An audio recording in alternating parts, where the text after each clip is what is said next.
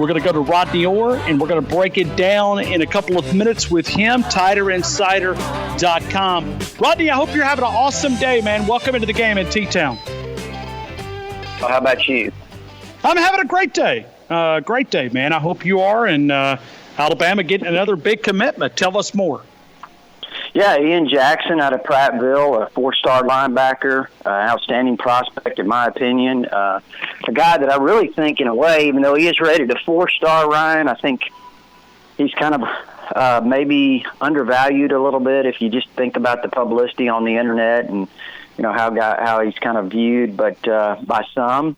But I tell you what, the college coaches certainly really are impressed with him. He had 30 offers, narrowed it down to the likes of Alabama, Auburn, LSU, Georgia, Oklahoma, had several other offers, as we mentioned. So really like him. He's 6'2", 210, a guy that was formerly a safety. Last year was his first year as a linebacker. They moved him to outside linebacker and had 91 tackles, 12 tackles for losses, 5 sacks, had a pick 6, was really a disruptive player, and a guy, Ryan, that has the frame to fill out and be a really, really athletic linebacker.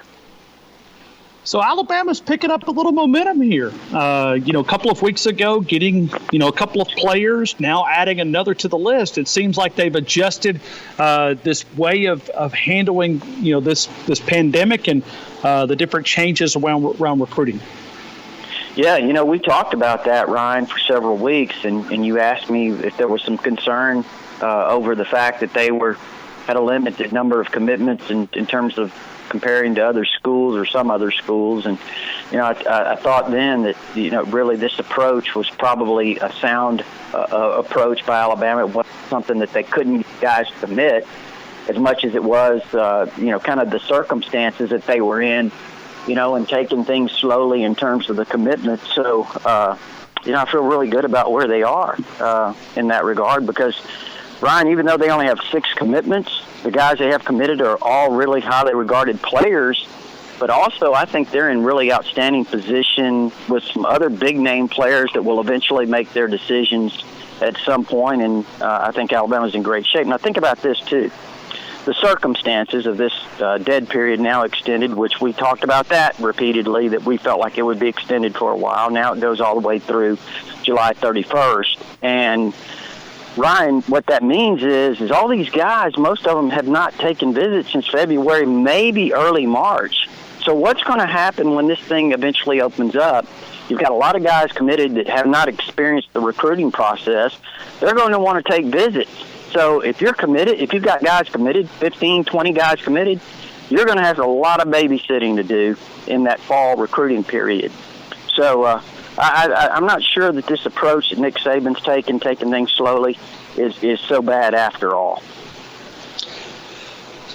Let me ask you, when you look at camps, not on campus, when we talk about the off-season camps, for one, that is a huge moneymaker for the University of Alabama. And it's not just football. You got baseball, softball, cheerleading camps. I mean, there's a ton of money for any parent that's ever sent a kid to a camp. They know that those don't come cheap, that they're pretty expensive. But let me ask you about the recruiting side of this, because we know that a lot of scholarships are offered that way. Nick Saban likes to put his eyes on a player and see how he performs and see how he handles some of the requirements of being kind of at the University of Alabama, and kind of gives him a little test of waters. How do you think they will adjust there? Well, that it is a big part of the recruiting process or the evaluation process, having guys come into camps. There's no question about that. And we've talked about losing the spring evaluation period where coaches can go out and evaluate players at their high schools. And, that didn't happen. The camps won't happen. And I just think right now, obviously they're doing a lot of building of relationships with a lot of different players, utilizing a lot of the film that they have to evaluate players. And I think this, too. It's always big. It's always important. The early part of fall, I think, first 3 or 4 games, I think coaching staffs all over use those first 3, 4, 5 games of a high school season to really evaluate, how these guys have progressed. And I think that's probably going to even be, if it can be an added importance, I think there's going to be some added importance to that. Really utilizing the first at least maybe half of the season to reevaluate and to evaluate guys and see how they make progress. So I think that will probably, Ryan, take on a more important aspect of become a more important aspect of the evaluation process. And listen, I really think this. I think that in the fall and as we move into November, December, it's got a chance to be wild in terms of guys flipping, guys decommitting, all of these types of things. I just think that, let me give you an example. A kid, Christian Leary, who's a tremendous slot receiver out of Orlando, Florida, was expected to announce here on June the 6th between Alabama, Auburn's in the mix, Oklahoma's in the mix, Florida in there. So he was going to announce his decision. He came out last night, I think it was, and tweeted that he was now going to hold off at least until he felt more comfortable. And listen, I think that's the one thing you don't want. Let's say if you're Alabama, if the kid's not 100% sure that he wants to make that decision, you advise him now to hold off, because what's going to happen, as I mentioned earlier, is these kids they're going to make these early decisions. They're going to start second guessing it. They're going to be really hit up hard by some of these other schools, and the flips are going to take off. And so I think you want to be. I don't think you want guys flipping on you. I think you want guys flipping to you. So I think that's one reason why Nick Saban is kind of taking his time. Rodney, how would you rank the current competitive arena of the SEC? Because you've covered it through some pretty difficult competitive recruiting, and I say competitive just where it's an all-out battle out there. As the SEC kind of swings back an uptick with quality of coaches, there's only so many players out there. How would you describe the recruiting competitiveness right now of the SEC? Well, I think it's probably more competitive than I can remember it. And again, you forget how competitive it was maybe in other times. But I think right now it's got to be at least as competitive, if not more, than I've seen. And I tell you, I think part of that, too, is because Nick Saban is probably the best, or certainly one of the best this conference has ever seen, as having a recruiting program. And then look at some of the guys that have been developed in that program. Kirby Smart, Jimbo Fisher, Jeremy Pruitt. I'm probably forgetting somebody else in the SEC. But all those guys, now you're going against them. They know how you recruit. They know how your recruiting program is designed, how it's built. They know how you do things. They're doing many of the same things, probably adding some of their own features to it, some of their own personality to it. So I just think that when you have that, when you see that, it's just become much, much more, competitive. So it's, but listen, I still say this, I kind of chuckle because I look at last year and everyone was talking, well, maybe this is the year, Saban doesn't quite get it done. Things might not be looking quite as good. And then all of a sudden, just the evaluations that they did seem to be, and again, we'll see how that really turns out, but the preliminary look at this, they just knocked it out of the park when you're talking about some of these evaluations that they did. We could go down the list. Will Anderson was a guy that Georgia didn't even recruit for a while. And I say didn't recruit, certainly didn't push. And he's a guy that he came to Alabama's camp, and, everything I heard was this guy's, he's off the charts. He's a five-star talent. We'll take these kind from Kirby every day.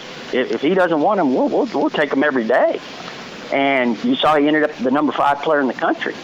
I think it was according to 247. And he deserved it. He's that kind of player. Drew Sanders was committed to Oklahoma. Jace McClellan was committed to Oklahoma. Bryce Young was committed to USC. Quandarius Robinson was committed to Auburn. And you go down the list, and you looked at some of the value. Brian Branch is another guy that Georgia, to me, missed out on. They waited. They didn't really push him. He was an in-state guy. They were running around the country chasing everybody else. And they had a guy in their own backyard like Will Anderson and Brian Branch. Alabama just slipped in and did a great job of evaluating those guys and recognized that they were outstanding talents. And, so, the point is, people concerned about where Alabama is right now. I don't see. I really wouldn't be. I don't understand the concern. Is what I'm trying to say. So, I think Nick Saban's got a plan, and he's shown it before, and I think he's got a plan right now. Hey, Rodney, we this is our bold prediction day today, and we've been getting the callers involved, and we've had some great ones today. Najee Harris winning the Heisman Trophy, Charlie Strong taking over as defensive coordinator, Auburn losing 4 games, starting with UNC, LSU losing 3 games. We've got Bryce Young taking over after Tennessee's game and being the starter. We've got Alabama beating Georgia by 2 touchdowns. Najee Harris winning the Heisman Trophy. We even had a prediction earlier today from over in Northport with Wayne saying that Nick Saban would win it all, but he would step away, that he would go to Lake Burton. This would be his final year. Just a bold prediction day. We play this in December. So this will be a show that we generally play right around the Christmas holidays. So now you're talking about recruiting. I might as well ask you about a bold prediction. You think Alabama can finish with one of the top classes in the country? Oh, absolutely. Absolutely. Absolutely. I think there's a chance. And, we'll revisit this. Mark it on your calendar. If they have an early signing period or national signing day, whichever one, if they have both. We'll talk about it. I think Alabama's in position right now, and again, it's recruiting. It's difficult to predict, but I think they're in position to line up one of their best defensive classes they've had. I think they're in position to get some really talented offensive tackles, which they need, and wide receivers to fill all their needs. So, I think Alabama could really, and I don't want to say surprise, but people right now look at where they are and they say, and then people say, okay, they're still going to end up top 5. Look, I don't know if they can push Ohio State for number 1, but I think it would not surprise me if they ended up top 3 again. That would be something that we can revisit down the road. And if you want a bold prediction, first of all, I agree with the guy who said, he would not be surprised if Alabama won national championship. I would be surprised if Nick Saban took it to the lake. Me too. I don't think that. I really don't. Now, if you're asking me for a prediction, though, I'll give you one, and we'll visit this one on the first week of December, I guess. And that would be that Georgia does not win the East, and Florida's there as the representative. And if that happens, as Georgia fans, how they are, Ryan. Sure. They think they've won the last 40 national championships. Rodney's coming out with a prediction saying Florida will be there in the SEC East. That's my bold prediction. Yeah, bold prediction. If I could see, if Georgia loses to Alabama, then that could really set them up to, possibly not make it to Atlanta. If that were to occur, they're going to have a real meltdown because Kirby has been really promoting these great recruiting classes that they've had, and they've come up short just about every year since that national championship appearance. So if he takes another step back this year, they're going to eventually say, do we really have a guy any better than Mark Richt? Rodney, is there a price to pay? And I know that JT Daniels has committed to play for UGA, but this grad transfer, and I think we're seeing this, and I'm not using this example with JT Daniels in Georgia. I'm just talking about in general, the grad transfers, there has to be a price to pay on the recruiting side of things. When you're kind of known as a coach, and I'm not saying that Kirby is known, you look at Oklahoma, they've kind of known him. If you're a quarterback, I know Spencer Rattler is probably going to be the quarterback out there. but they go after these grad transfers. If there's a track record of going out and, you recruit big-time high school quarterbacks and then you bring in grad transfers, there has to be a price to be paid. Am I even close there? You're talking about on the recruiting trail, and did it hurt you? It hurts you if you kind of I think it can. I think it really can. Here's the thing. You mentioned JT Daniels, and the question is, I'm going to be very interested to see if he gets a waiver. And if he gets that waiver, then how does Jamie Newman feel, who was headed to Oregon, and Kirby convinced him to come to Georgia, didn't get to go through spring practice. You've got Georgia people running around. I'm talking about David Pollock among them, already calling Jamie Newman, who is not even taking a practice snap at Georgia, a first-round pick next year. So what happens if JT Daniels comes in and he has to compete to win that job? That's crazy. That could be real crazy. And again, I have no idea if JT Daniels will get a waiver or not. But then what you're talking about is like a guy, Brock Vandegrift, who was committed to Oklahoma. He's from the state of Georgia, a 5-star quarterback. He flips his commitment to Georgia a few months back. And now he's thinking, okay, I'm going to go in as a true freshman. I'm going to compete for the job. Nate Newman will be gone. I'll compete against Carson Beck and a couple of other guys. And I've got a good chance to maybe start like Jake Fromm as a true freshman. And now, and not saying it's a bad thing because he is from a small school, and I'm sure that's what Kirby's selling him. But he's thinking now he's got to go in, and he doesn't know if JT Daniels is going to be there, play a year or two at Georgia. If he doesn't get his waiver and plays a year, okay, then he starts as a sophomore. But guess what? What if he plays 2 years, Ryan? Then this guy, he's all of a sudden thinking, he thought he was going to get some early playing time. So, yeah, I think it opens the door for a lot of questions. I don't know what Vandegrift and his family's thinking, but if it were me, it would make me think. Well, let's look at it from an Alabama perspective. Okay, JT Daniels, hotshot quarterback. I mistakenly I put him in the 2017 class. He was actually the part of the 2018 class earlier.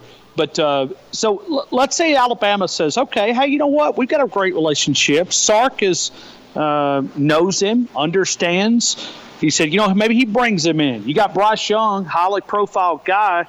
There's no way that cannot irritate somebody. Listen, no question. I mean, if you're Bryce Young and, you're Craig Young, his father, and all of a sudden, you're expecting to compete with Mac Jones this year, and they bring in a guy like JT Daniels, I mean, I don't think there's any question about that.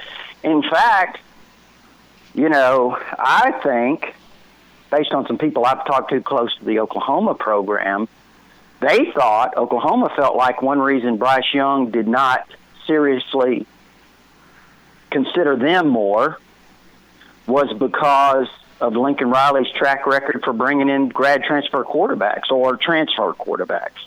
Jalen Hurts, you go back to Kyler Murray, Baker Mayfield, all transfer quarterbacks. So that was something that was mentioned to me by someone very close to the Oklahoma program, that they felt like it hurt their chances with Bryce Young, was their reputation for sneaking in a guy underneath. And think about last year. Think about Spencer Rattler.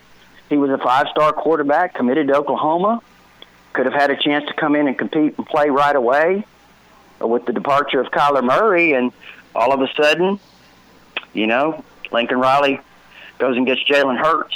So, and again, not saying that's bad for the long-term development of a guy like Spencer Rattler. It's probably good.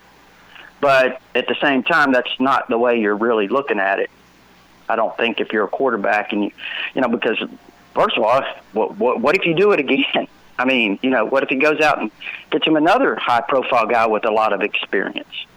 I mean, so, yeah, I think it opens the door for a lot of questions. I think you're right. Rodney, I'm going to ask you a final question. Bill Conley was just on our show a couple of minutes ago from ESPN, and Bill's a guy that wrote an article talking about top 25 teams that failed to win a national title, the best teams that did not win a national title. He went 1959 Ole Miss as his number one team, but Alabama came in a couple of different spots. 66 was mentioned. He also mentioned 2018. He also mentioned 2016. We had a big discussion yesterday talking about, 2013 was a great year. 2008, it was the early part. Nobody had expectation of Nick Saban winning a national championship, but they didn't get the job done. 2010, great football team, didn't get the job done, lost more games than really they should. I'm curious, Nick Saban's best team that did not win a national title, who would it be according to you? Well, it would be to me, 2010 was very talented. We saw by the end of the year, but now that team was beat up. Courtney Upshaw wasn't the same till the end to that bowl game. Ingram suffered some injuries. They were beat up. They had to shuffle the offensive line. As you remember, Barrett Jones got hurt late in the year. Might have cost them the Auburn game. I think Barrett was out that game with an ankle injury. And there was a big play down at the goal line. If you remember, Nick Fairley beat Anthony Steen on a play that you wonder if Barrett had been in there. I'm just throwing stuff out. That was a great team. May have been. 2016, just an incredible defense, great players, all of those players. You felt bad for Reuben Foster and Jonathan Allen and Minka and Eddie Jackson, and, of course, Eddie got hurt. But who was the Ryan, the outside linebacker, the kid from Ryan Anderson. Ryan Anderson, great player, great leader. So that was a great defense. So that might have been, that certainly was there for the consideration, but also, 2018, great offense, I guess solid defensively, maybe not the same as it had been, but I think all three of those teams would be in there for the argument. To be honest, which one was the best? No, I really don't know. But they were all three. I would throw all of those in there. Rodney, talk about TiderInsider.com. Promote the website. Tell us how people can get in contact if they want to stay up to date with all the Crimson Tide news and views that you offer at TiderInsider.com. Yeah, TiderInsider.com. It's only $48 a year. You get instant access with your credit card. Hey, Ryan, we had a big update. I don't know if you saw it last night. Our top 20 are not rated by talent or anything like that, but top 20 guys on the offensive side that we want to see when fall camp opens up in August. And as soon as we get off here, I'm going to start working on this. We're going to have 30 guys we're going to look at on the defensive side. So it's that kind of stuff that you get on TiderInsider.com. Of course, we have recruiting stuff as well, and all of that for only $48 a year. Rodney, I hope you can address pass rush because we're going to talk about a lot of those some of the young defensive linemen, but also some of those young backers who I'm really high on. Drew Sanders, Will Anderson, hopefully a guy like Chris Allen and King Makuta. Hopefully those young players, Kevin Harris steps up. You keep talking about players, Ryan. I mean, I was talking to Drew DeArmond earlier. We were going over some of the players. I was mentioning who I had, and I had 25 players listed, and we get off the phone with Drew, and all of a sudden I got 30. So, I mean, there's so many you can talk about. You try to limit it, and it's hard not to. But, we're going to take a look at some of those guys. You'll get us excited. It's TiderInsider.com. TiderInsider.com. You can have instant access available there with a credit card. You can have some other payment options as well. Tider Insider Television with Gary Harris, WVUA 23, each Tuesday, 6:30 and 10:30 on the replay. Rodney, thank you so much, man. I hope you have an awesome weekend. Hey, appreciate it, Ryan. Same to you. Take care.